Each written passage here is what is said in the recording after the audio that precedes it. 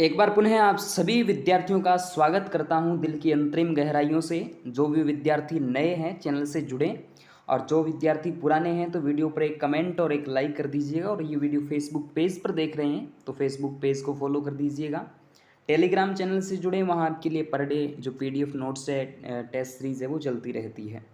WhatsApp से भी जुड़ जाना दोस्तों। व्हाट्सअप नंबर आपके सामने आ रहे हैं 63 771 75 006।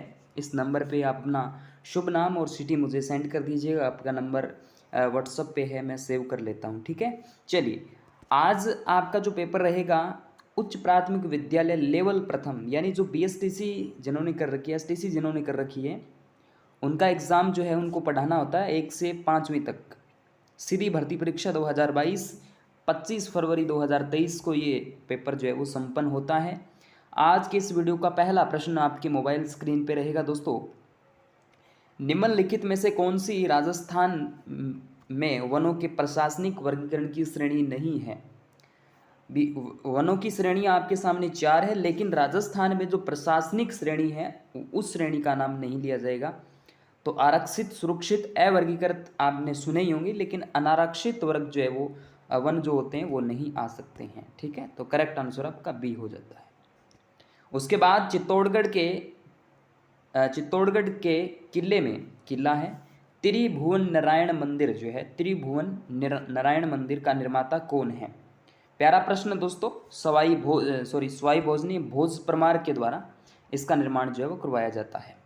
चलिए अगला प्रश्न, चंबल बेसिन की खंड भूमि को कहा जाता है? चंबल बेसिन की जो खंड भूमि है उसको अवनलिकाएं कहा जाता है। इंपॉर्टेंट प्रश्न है, आप इसमें कंफ्यूज हो सकते हैं क्योंकि दोस्तों सेम तो नहीं है, लेकिन 3 ऑप्शन यहाँ पर आप कंफ्यूज हो सकते हैं। तो अवनलिकाएं यहाँ पे देखने को मिल जाता है। उसके बाद राजस्थान में वल्य कृषि का प्रकार है। तो वल्य कृषि के प्रकार की बात करते हैं तो स्थानांतरित जो कृषि है वो इम्पोर्टेंट है। उसके बाद भारतीय वन्य जीव संरक्षण अधिनियम लागू हुआ। भारतीय वन्य जीव संरक्षण अधिनियम जो है वो कब लागू होता है? सन आपके सामने दे रखे हैं, सी का 1972 करेक्ट आंसर रहने वाला है। उसके बाद जहांगीर ने मुगल बादशाह बनने के बाद किस राजपूत शासक के मनसबदार को कम कर दिया था? ये प्रश्न भी खतरनाक प्रश्नों की श्रेणी में आता है कि जहांगीर ने मुगल बादशाह बनने के बाद किस राजपूत शासक के मनसबदार को कम कर दिया था? प्यारे दोस्तों, मानसिंह के मनसबदार को जो है वो कम कर दिया जाता है। उसके बाद निम्नलिखित में से कौन फड़वाचन से संबंधित है? फड़वाचन से संबंध रखते हैं जिनका नाम आ जाता है भोंपे। बिल्कुल भोंपे करेक्ट रहेगा। उसके बाद निम्न में से कौन सी राजस्थान की लोक नाट्य शैली नहीं है? कौन सी लोक नाट्य शैली नहीं है? तो दोस्तों स्वांग तो है, रम्मत है, ख्याल भी है, लोक नाट्य शैलियाँ, लेकिन दोस्तों ढाटी एक जाति आ जाती है। उसके बाद जनगणना 2011 के अनुसार एक व्यक्ति जिसकी आयु 7 वर्ष या अधिक है तथा वह किसी भाषा के समझने के साथ वह पढ़ लिख सकता है तो क्या कहलाता है? तो क्या कहलाता है दोस्त, ये आपको यहाँ पर बताना है। साक्षर, निरक्षर या फिर स्नातक या विज्ञ। प्रश्न में पूछा है पढ़ा लिखा तो साक्षर ही तो होता है ना। बिल्कुल। चलिए अगला प्रश्न, 1938 में करौली राज्य प्रजामंडल की स्थापना किसने की थी? करौली राज्य प्रजामंडल की स्थापना जो है वो त्रिलोक चंद माथुर के द्वारा जो है वो की जाती है।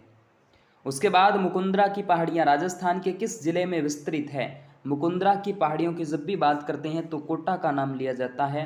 मुकुंदरा हिल्स की जब भी बात आएगी तो कोटा का नाम लिया जाएगा। तो कोटा और झालावाड़ बिल्कुल करेक्ट आंसर है। ट्रेज कमीशन किस आंदोलन से संबंधित है? ट्रेज कमीशन की जब भी बात की जाएगी तो बेगू किसान आंदोलन मोस्ट रहेगा, बेगू इम्पोर्टेंट है। उसके बाद अरावली पर्वत श्रृंखला, अरावली पर्वत श्रृंखला उसका सबसे उच्चतम जो बिंदु है, उच्चतम जो शिखर है वो कौन सा है? गुरु शिखर है। तो गुरु शिखर की ऊंचाई कितनी है? कमेंट में आप छाप दीजिएगा। उसके बाद चंद्रभागा पशु मेला कहाँ लगता है? तो चंद्रभागा जो पशु मेला है वो दोस्त झालरापाटन झालावाड़ में लगता है, कार्तिक पूर्णिमा को लगता है। कजली तीज कहाँ की प्रसिद्ध है मेरे दोस्त? जयपुर, बूंदी और उदयपुर, तीनों दे रखा है, लेकिन कजली तीज बूंदी जिले की प्रसिद्ध है। उसके बाद बात करते हैं भारत गौरव रेल का मुख्य उद्देश्य। भारत गौरव रेल, ये भी रेल है। हाँ, इसका मुख्य उद्देश्य है घरेलू पर्यटन जो है उनको प्रोत्साहन देना है। उसके बाद मानहेरा टिब्बा, मानहेरा टिब्बा का प्रमुख खनन क्षेत्र कौन सा है दोस्तों? प्राकृतिक गैस यहाँ पे देखने को मिल जाएगा। चलिए अगला प्रश्न देखिएगा, महिला चित्रकारों कमला और इलायची के नाम किस चित्रकला शैली से संबंधित है? तो दोस्तों ये आपका आ जाता है नाथ द्वारा, और नाथ द्वारा ये राजसंबंध में आ जाता है। उसके बाद कृष्णा कुमारी किस राज्य की राजकुमारी थी जिसके विवाह के बाद विवाह के विवाद ने राजपूताना में राजनीतिक उथल पुथल जो है वो उत्पन्न की है? तो 19 नंबर का बी उदयपुर करेक्ट आंसर रहने वाला है। कुंभलगढ़ तथा गोगुंदा के मध्य उच्च भूमि कहलाती है। कुंभलगढ़ और गोगुंदा के मध्य जो उच्च भूमि है वो कहलाती है, तो भूमट कहलाती है। क्या? भूमट है। उसके बाद बात करते हैं निम्नलिखित में से किस लोक देवता को जाहिर पीर के नाम से जाना जाता है? तो जाहिर पीर सिंपल प्रश्न है दोस्तों, रामदेव जी कहूँ या Goga ji? Sir Goga ji correct answer रहेगा। उसके बाद बात करते हैं कुंभलगढ़ दुर्ग का प्रमुख जो शिल्पी था वो कौन था? कुंभलगढ़ दुर्ग की जब भी बात करते हैं तो मंडन यहाँ से करेक्ट रहेगा, मंडन। उसके बाद राजस्थान का तेरापंथी संप्रदाय निम्नलिखित में से किससे संबंधित है?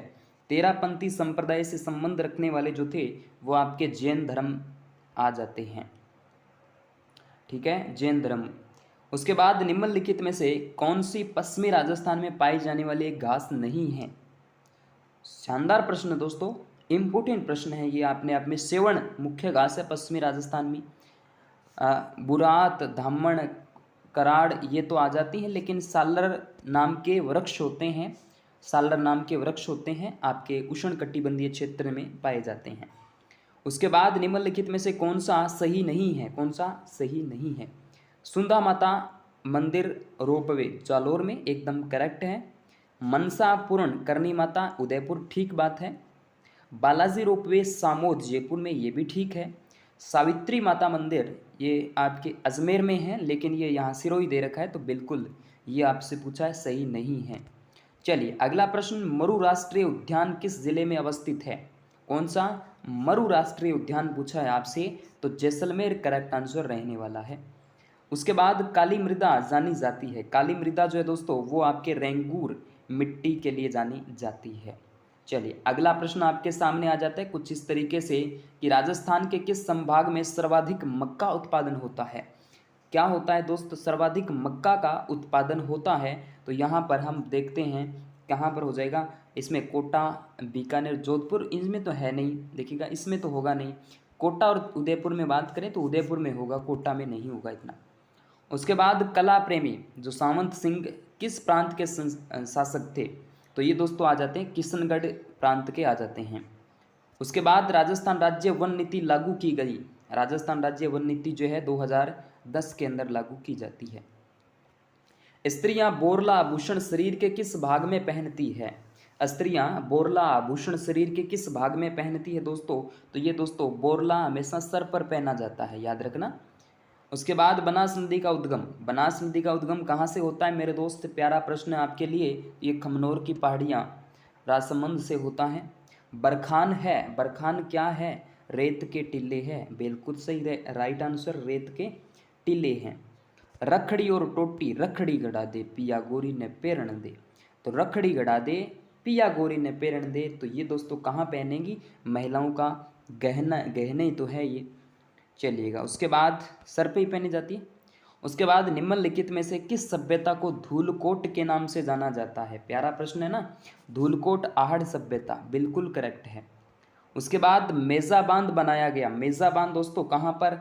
कोठारी नदी पर। कौन सी नदी है? कोठारी नदी है। उसके बाद कंवर सेन द्वारा राजस्थान नहर की शुरुआत की गई थी, कब की जाती है? कंवर सेन के द्वारा राजस्थान नहर की शुरुआत 1948 के अंदर की जाती है। उसके बाद अगला प्रश्न, गणेश्वर जो है वो आपके संस्कृति का महत्वपूर्ण स्थल है। कौन सी संस्कृति का? तो ताम्र युगन संस्कृति का महत्वपूर्ण स्थल माना जाता है। उसके बाद बीकानेर के निकट समराथल जो है को किस लोक देवता ने अपना कर्मस्थल बनाया था? तो 39 नंबर का डी जाम्बोजी बिल्कुल करेक्ट आंसर रहने वाला है। तो ये सारे के सारे प्रश्न आज के इस वीडियो में हमने जिक्र किए। आगे के और जो बचते प्रश्न हैं उन पर हम जिक्र कर लेंगे।